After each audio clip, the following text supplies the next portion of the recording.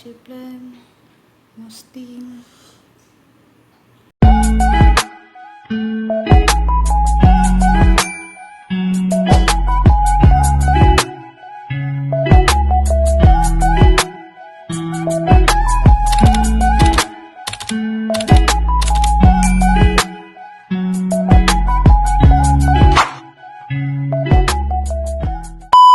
Guys, welcome to my vlog. Meron na naman tayo for today na lulutuin. So, may papakita ko sa inyo guys na ingredients. Ito yung aking ingredients. Mr. Gulaman. Tapos, meron akong condensed milk at ibak. Tapos, meron pa akong Milo. So, magsusuka tayo ng Milo mga half cup lang siya guys. Madali lang po. Madali lang gagawin. Pang merienda. Pang himagas. So, 1 cup lang siya guys. Tapos, may kukunin pa ako. May kulang pa ako. Kailangan ko pa ng tubig. So, mag-start na ako guys. Naka-ready na lahat ang ating gagamitin. Saka, meron nila din ako. Madali lang siya guys. No steam siya. So, una natin gagawin.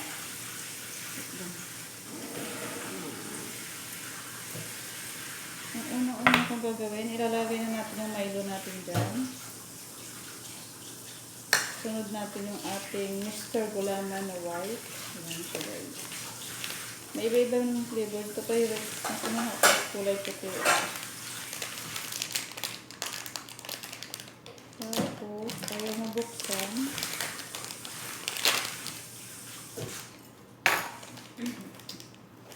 Wala ko nabuksan ko ng buo. So, isang sachet ito siya guys. White Gulaman. White Gulaman. Mr. Gulaman. So, ibubuhos natin siya dyan. Pagkatapos, magsusuka tayo ng 2 cups water. Ibuhos natin siya dyan.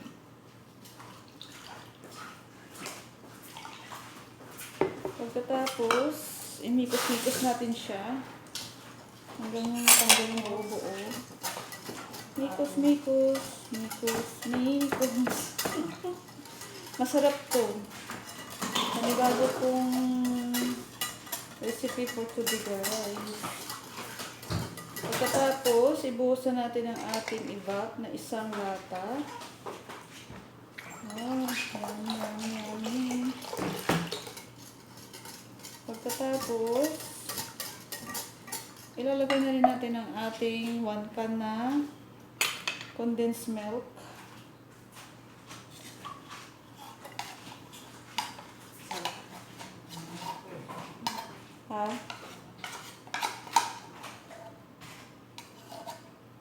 So, ayun na guys. Nailagay ko na lahat ang ating 1 cup condensed milk.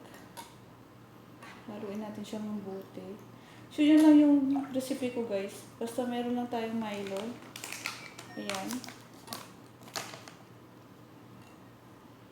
So, i-mix natin na mabuti yung ating mixture.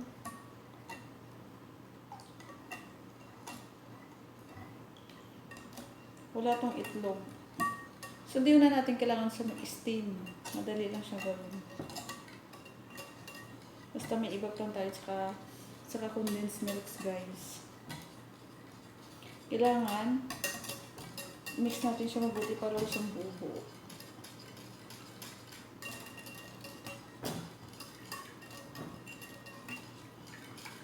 First time ko rin gumawa nito guys. So, share ko lang sa inyo guys. Hindi mo na kailangan mag-steam. So, ilalagay na natin dito sa ating kaldero. Kailangan na natin siyang pakuluan bahagya. Wala na siyang bobo.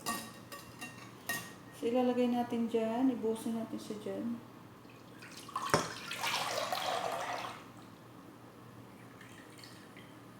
So, ang gagawin natin, nalutuin na natin ng bahagya. Pakuluan natin siya guys. Sinalang ko na siya. So, pakuluan na natin siya ng bahagya.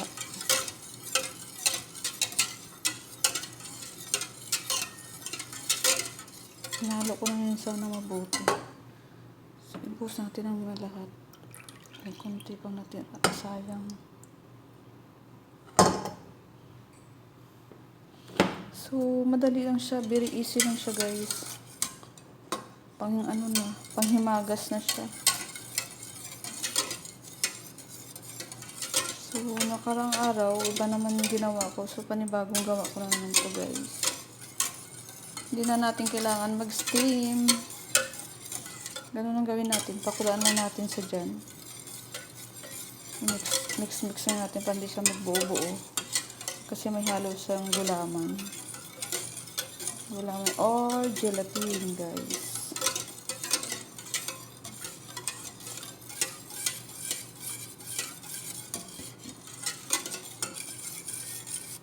Hintayin natin siya kumulo.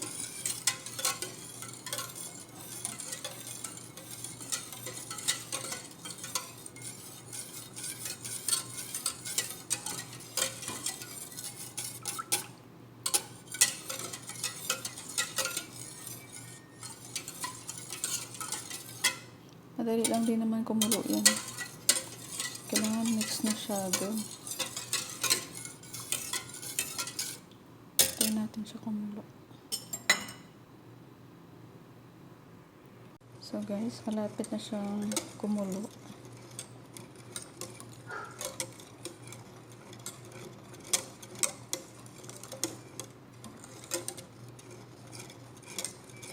Haluin natin siya ng buti para hindi siya magbuo-buo.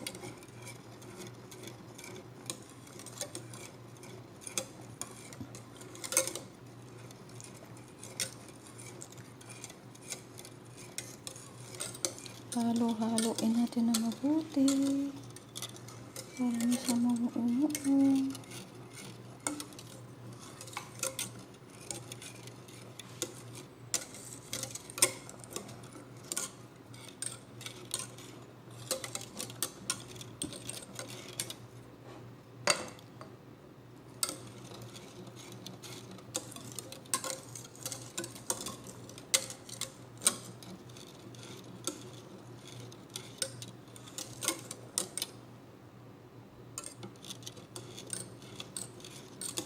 Konti na lang siya, guys.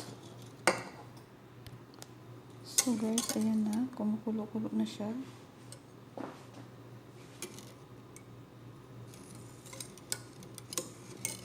Ayan, kumukulo na siya, guys.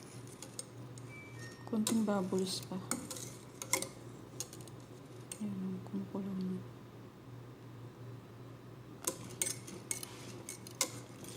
Konting bubbles pa siya, guys. Ayan, kulong-kulo na siya. Para maluto natin mabuti yung ating mga ingredients.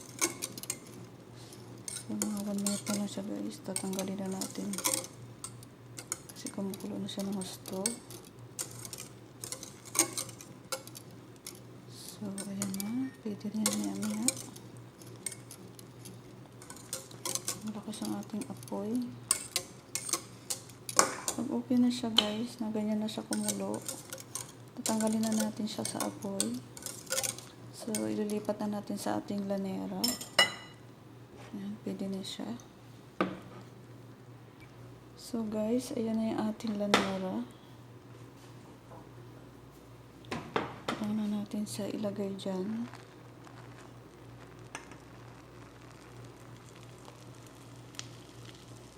Ayan, tama-tama yung ating sangkap. Busan natin siya kasi mamaya lalamig siya. Bababa rin naman siya. Ayan na siya, guys. So, ayan natin siya dyan lumamig. Tsaka ilalagay natin mamaya sa fridge, guys. Pag lumamig na konti. So, ganun lang kayo kadali, guys, ang ating homemade leche flan na Milo, guys.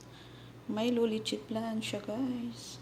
So, ganun lang siya, guys, kadali. So, palamigin muna natin siya ng bahagya dyan. Tsaka ilalagay natin sa fridge mamaya. So, dyan na muna kayo, guys. Abangan natin ang ang last natin na gagawin mamaya. So, dyan na muna kayo. Babalik ako mamaya-maya.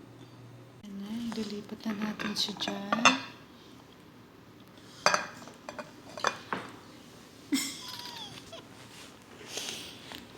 Turn around, turn around. Kamay na to. 1, 2.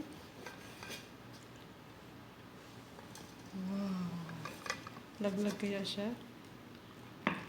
Kasi dry na siya eh. Hindi pa rin? Ayan. Buong-buo na siya.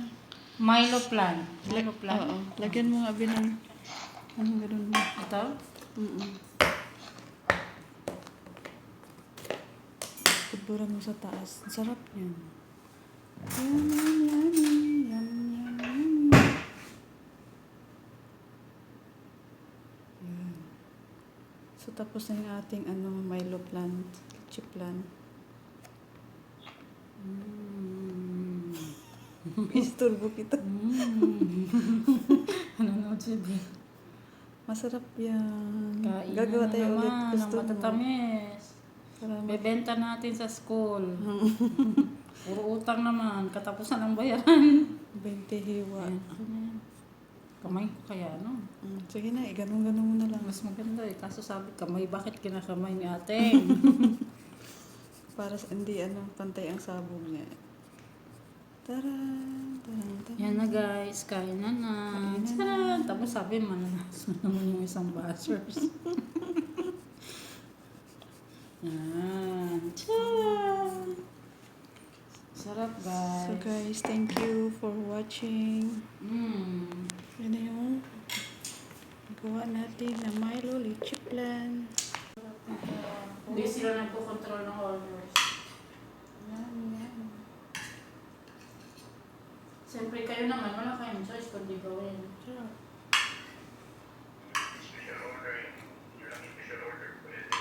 Ano pa ba?